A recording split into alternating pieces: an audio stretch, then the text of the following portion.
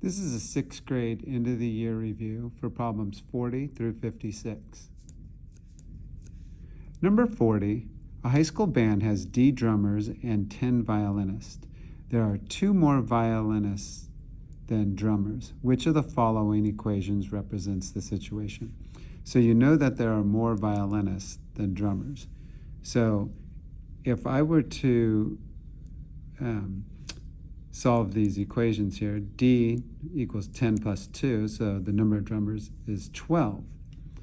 Well, that doesn't make sense because remember we said that there are more violinists, 2 more.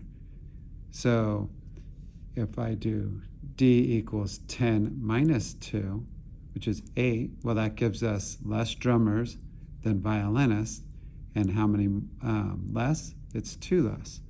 Because here we have drummers equals the violinist, and there are less drummers, so we're taking away some of the number of students that are drummers from the violinists. And if we do 10 minus 2, we get 8, and you can see that that's 2 more violinists than drummers. Number 41, a student bought a book for $7.50 and a pen. The total cost was $9.50. Which of the following equations can be used to find the cost of the pen? Well, if we look at these, we know that the total cost was $9.50. So that's what it's going to equal. And the only one that shows it equaling $9.50 is D. Because here we have the book, it's $7.50, plus a pen, so you have and a pen, equals $9.50. This is being multiplied. $7.50 is multiplying for every book you have, equals the cost of the pen. And this is $9.50 multiplied by how many books you have equals the cost of the pen. So we have book plus pen equals $9.50. Number 42, what is the solution to the equation below? M divided by 2 equals -5. Well, in order to solve for M, we need to get M by itself, isolate the variable. And so this is division. Inverse property division is multiplication. So we're going to multiply both sides of the equation by 2, because here, this will create a diagonal giant 1. 2 divided by 2 is 1, and 1 multiplied by M is just M. So here you can see I did distributive property. 2 times M is M, which is 2M, and it creates that giant 1. But what you do to one side, you have to do to the other. And we have a negative multiplied by a positive. So here's Pizza Bob. A negative multiplied by a positive is going to equal a negative. This is 2 groups of -5, which is -10. And so this is giant 1. 1M is M. And so M equals -10. And I can check by plugging it back into the equation. And if I plug it back in, if M equals -10, -10 divided by +2, and Pizza Bob works for multiplication and division. So a negative divided by a positive will equal a negative. And so -10 divided by -2 is -5, which equals -5. That's true. A shortcut for this is to know that this is division. And the inverse property of division is multiplication. So if we multiply these 2 variables, these 2 numbers, -5 multiplied by +2, that will equal -10. So that's just a shortcut. This is how you do it algebraically, but the shortcut is just to know the inverse property of division is multiplication. For number 43, write an equation for y in terms of x. So the equation is y equals kx, and k represents the unit rate. That's for 1. And we can find the unit rate by dividing the y's divided by the x's.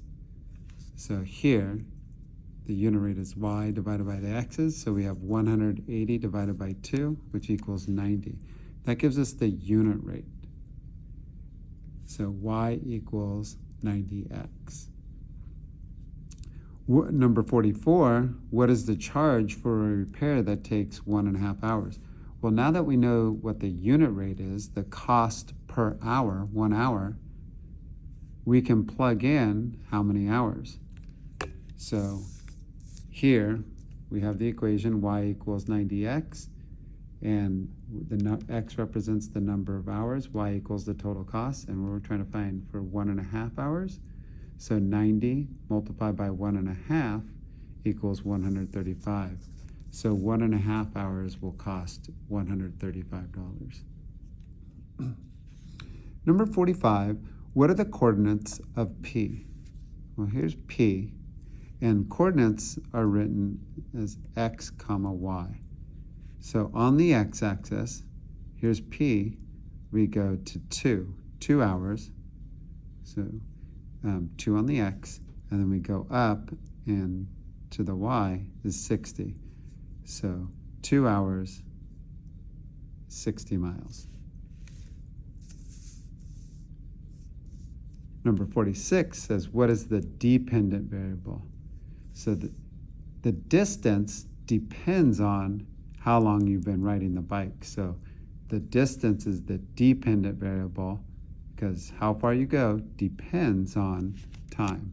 And time will always be independent variable. For number 47, which equation represents bike B? So if we go up, here's bike B, and it's going, for bike B, 60 miles in 6 hours.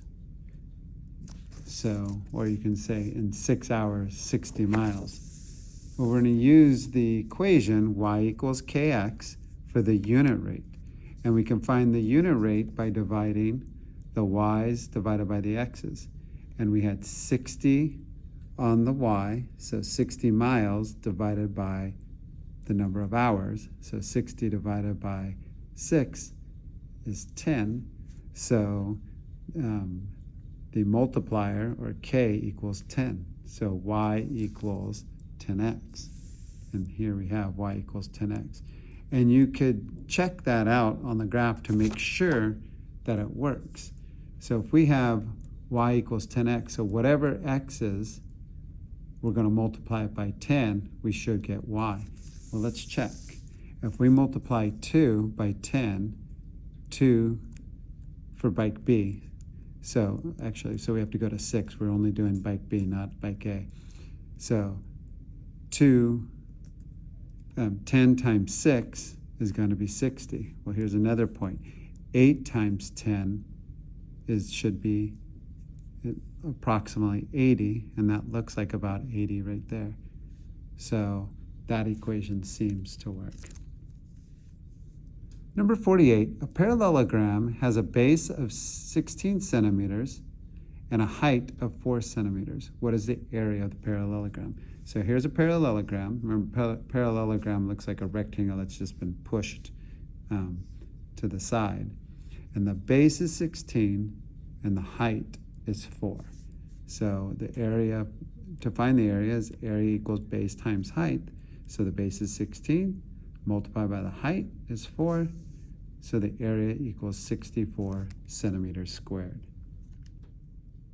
Number 49, a rectangular prism has a volume of 577.2 cubic feet.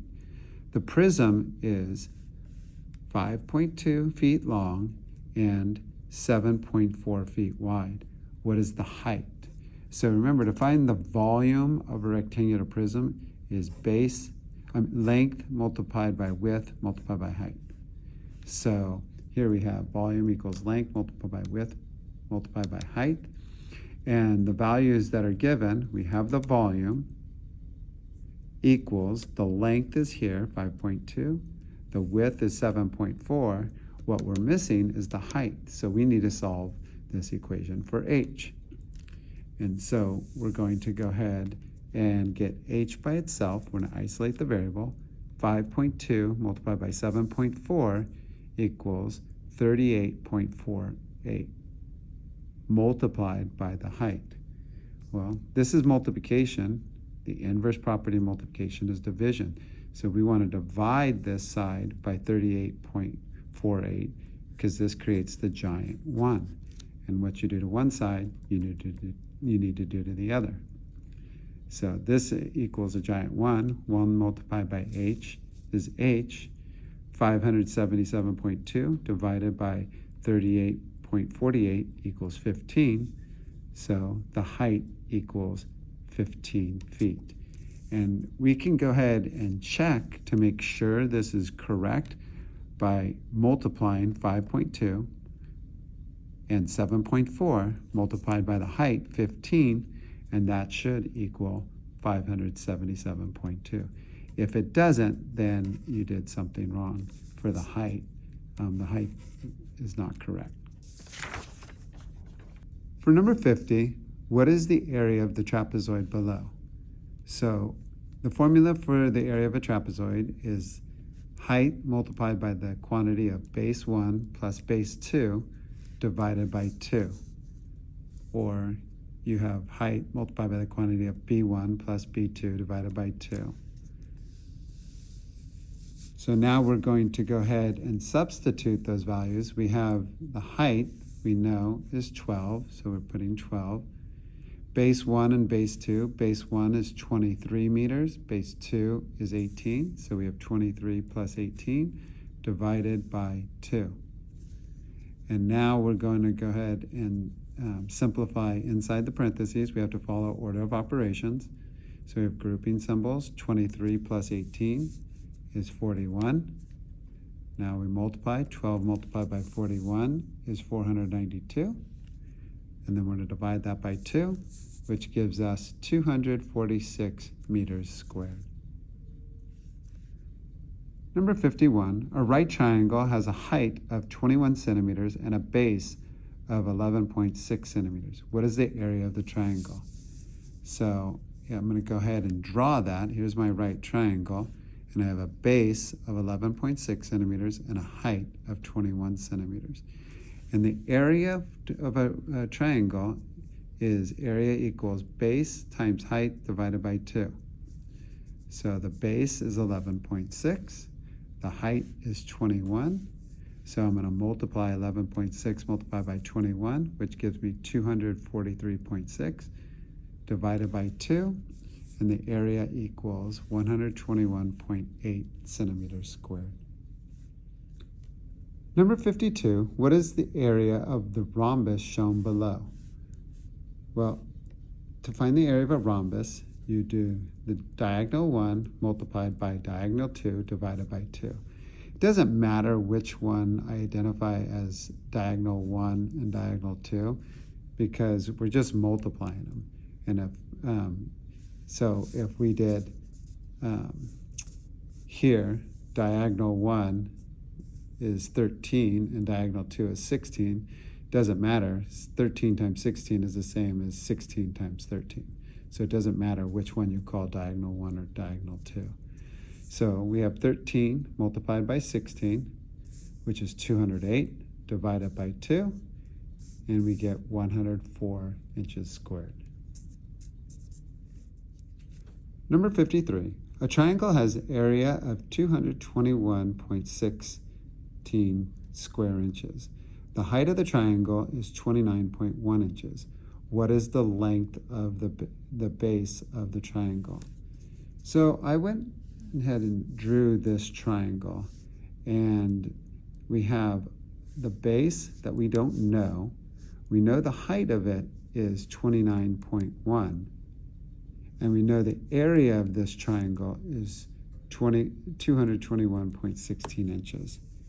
So I went ahead and wrote down the formula, area equals base times height divided by 2, and substituted the given values. I have the area, 221.16, and that's going to equal the base times the height. We don't have the value of the base, but we do have the value of the height, which is 29.1.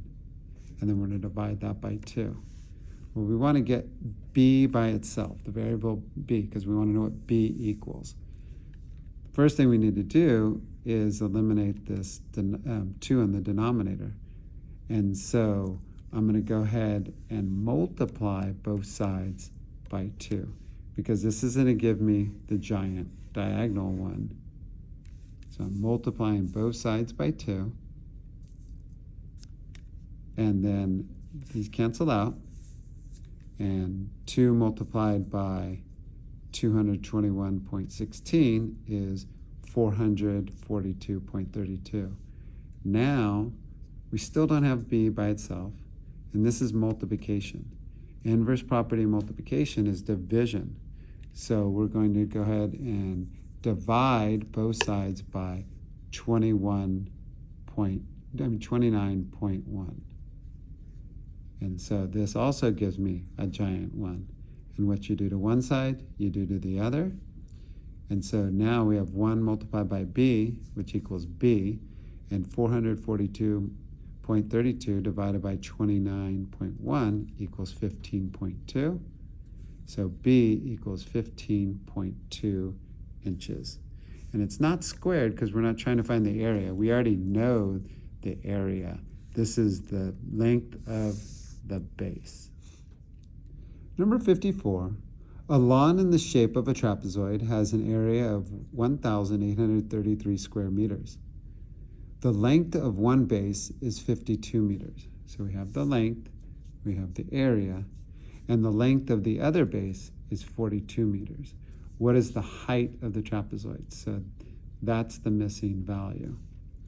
So since this is a multiple choice, we could take the formula for the area of a trapezoid, which is the height multiplied by the quantity of base 1 plus base 2 divided by 2. And we could go ahead and plug in the base 1 and base 2. And we know that this is the area, what it equals. And these are the given heights. And one of these is going to be correct, and we could go ahead and plug in each of these and do solve for A to make sure that it equals, which one of these will equal 1,833 meters squared. That's going to take a long time, though, because especially if it's the last one, you have to do four problems. So what's easier to do is if you know the area, so I put the area, we know base 1 is 52, base 2 is 42, and we're going to solve for h, the height. So this is division. Inverse property of division is multiplication. So we're going to divide both sides by 2 to create the giant diagonal 1. And then we're going to multiply the left side by 2. So this cancels out. And now we have 2 multiplied by 1833 is 3,666. Still don't have h by itself. We need to simplify the grouping symbols. 52 plus 42 equals 94. So we still don't have h by itself. So this is multiplication. Inverse property of multiplication is division. So we're going to divide both sides by 94. Created another giant 1. What you do to one side, you do to the other. So now we have h multiplied by 1, which just equals h. 3,666 divided by 94 is 39. So h, the height, equals 39 meters. For number 55, what is the area of the polygon shown below? So we have a composite here where there's 2 shapes. We have a rectangle and a triangle. So here I've broken it up into 2 shapes, and we're going to find the area of the orange triangle and the area of the green rectangle. And the area of the triangle is base times height divided by 2. And so the height wasn't given and the base wasn't given, But I found the height because if I know this is 10 centimeters, and this whole left side is 17 centimeters. So opposite sides of a rectangle are congruent. That means they're equal. So the right side's 10 centimeters, the left side's 10 centimeters. And I know the whole length is 17, so 10 plus 7 equals 17. So this has a length of 7. Now I need to find the base of this. And I know the length of the rectangle is 22. And I know this part of, remember, opposite sides of a rectangle are congruent, so this side is also 22. And I have, from here to here is 12 centimeters, and so I know that 12 plus 10 is an equal 22, so that's how I found the base. And so now I have all the information. Area of the rectangle, the length is 22, the height, or the width is 10. And then, so we have 22 multiplied by 10 is 220 centimeters squared. Then for the area of the triangle, the base is 10, the height is 7, and then we're going to divide it by 2. So 10 multiplied by 7 is 70, divided by 2 is 35. And we need to find the area of the whole polygon, so we're going to take the area of the triangle and the rectangle and add those two together, and we end up with 255 centimeters squared. For number 56, what is the distance between point A and point B on the grid? Well, one way you can do it is you can take, since it's on going vertically along the y-axis, you can take the sum of the absolute values of the y terms. So we have 3, absolute value of 3 is 3. Then we have -3, absolute value of -3 is 3. And you add those up together and you get 6. Or you can just count the distance between. So think of jumps. 1, 2, 3, 4, 5, 6. So it's 6 units.